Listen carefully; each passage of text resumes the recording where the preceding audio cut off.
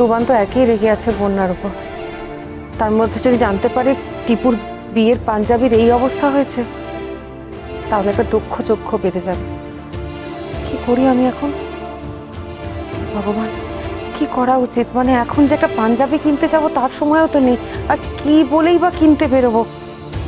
হঠাৎ কেন নতুন পাঞ্জাবি সেই নিয়ে বাড়িতে তোলপাড় হয়ে যাবে, আর সেই বন্যার টুবানের অশান্তি লেগে যাবে। কি উপায় বার করি বলুন তো? কিছুই তো আমার মাথায় আসছে না। হে ভগবান।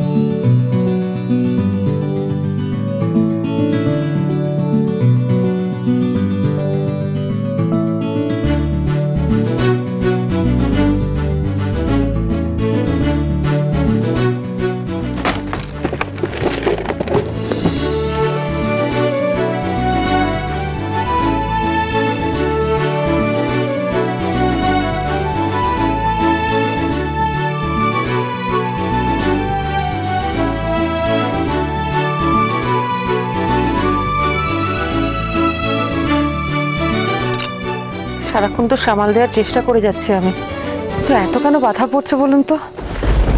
কি হবে? আমার তো ভয় ক্রমশ বেড়েই চলেছে। শেষ পর্যন্ত সামাল দিতে পারবো তো? এই বিয়েটা হবে তো শেষ পর্যন্ত, নাকি ভাঙচি পড়বে? ভেতরে আসছি। নমস্কার, দরজাটা খোলা ছিল তাই ঢুকে পড়লাম। বন্ধুরই তো বাড়ি, অত ফর্ম্যালিটি কিসের, তাই না? আমরা তো চোর ডাকাত নই।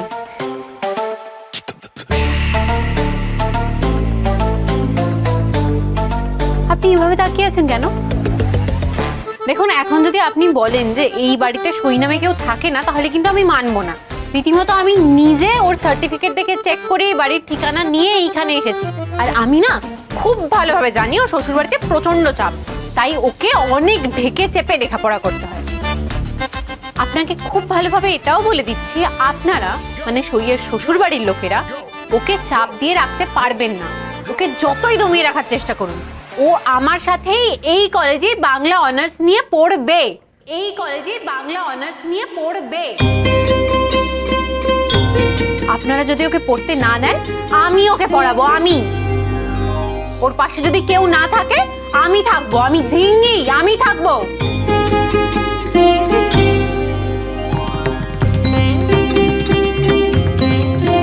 সই কলেজে পড়ে? বাংলায় অনার্স নিয়ে? হ্যাঁ, পড়ে তো। আপনি জানেন না? আপনি জানেন আপনারা সেটা অ্যালাউ করেন না বলে ওকে কত কষ্ট করে পড়াশোনা করতে হয়।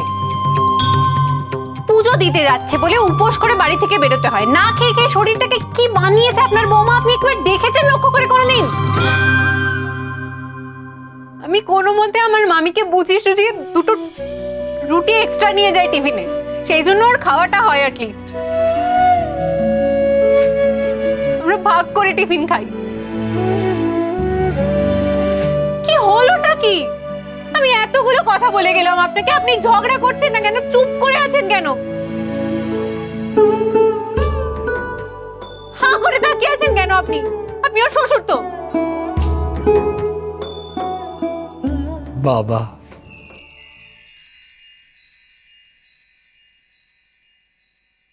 আমি সহচরীর বাবা।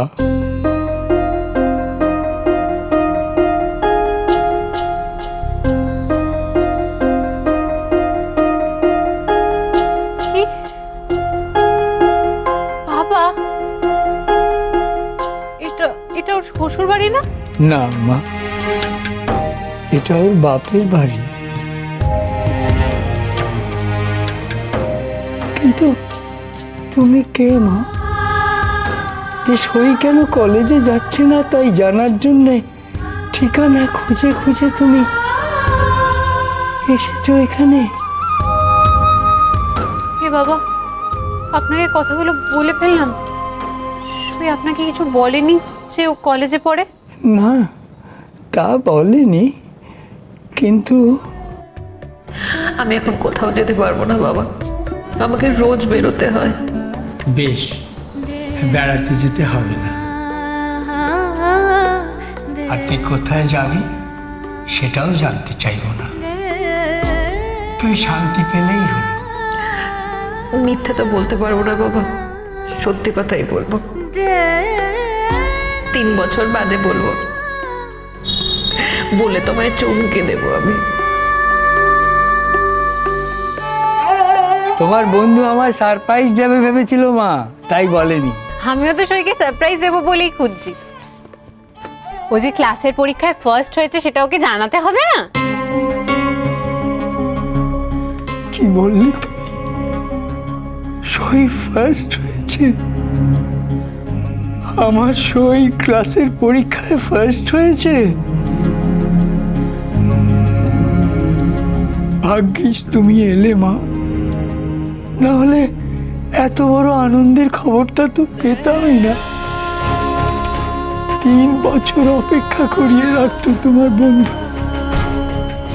কে জানে আমি অতদিন। খবর, এই ফার্স্ট হওয়ার খবরটা ওকে দেবো বলি এত কাণ্ড ঘটিয়ে আমার এখানে আসা।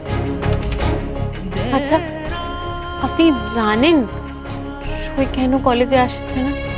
না মা। আচ্ছা, ঠিক কবে থেকে যাচ্ছে না বলো তো? কোন কলেজে ভর্তি হয়েছে আবার সই? East city college. হ্যাঁ, তো যা বলছিলাম, সেদিন হঠাৎ করে ও যে না বলে কই চলে গেল। মেয়ে বিয়ে দিয়ে দিলে তার জীবনে আর নাক গলাতে নেই।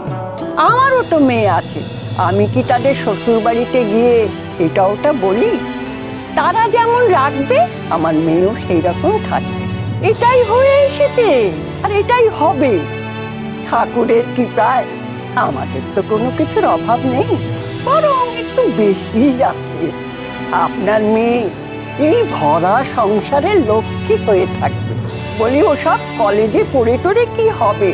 সংসার পড়াশোনাও দু নৌকোয় পা দিলে শেষকালে ভরাডুবি হবে। তার চাইতে মন দিয়ে সংসারটা সামলাক না। মাস গেলে না হয় একটা হাত খরচের ব্যবস্থা করা যাবে। ঠিক বলেছেন মা। আরে বাবা, ওই রকম উচ্চ মাধ্যমিক পরীক্ষায় থার্ড হয়ে কত ছেলে মেয়ে ফ্যাটা করে ঘুরে বেড়াচ্ছে। আপনার মেয়ে তো যা হোক একটা হিল্লে হয়েছে, আবার কি চাই বলুন? বলছি সই কোথায় থাকে ঠিকানাটা আমায় দেবেন? সেদিন আমার সাথে সাথে ওই কথাগুলো সইও শুনেছিল। দরজার আড়াল থেকে আমি দেখেছিলাম শাখা পলা পড়া সইয়ের হাতটা সরে যেতে। আমি বুঝেছিলাম আমার মেয়েটার মাথায় সেদিন আকাশ ভেঙে পড়েছিল।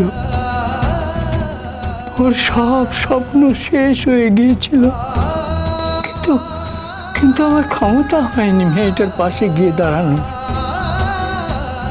আজ তুমি ওর লেখাপড়া চালিয়ে যেতে চাও বলে ওর পাশে দাঁড়াতে চাইছো। আর আমি তোমার সইয়ের ঠিকানা দেব না।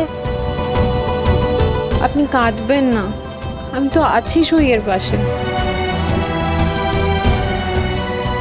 তুমি যাবে মা সইয়ের শ্বশুর বাড়িতে এই খবরটা দিতে?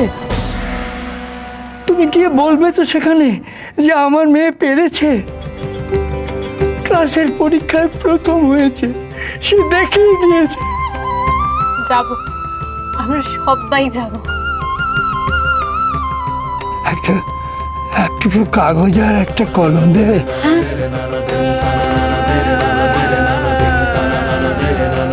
একটা পেন দে না।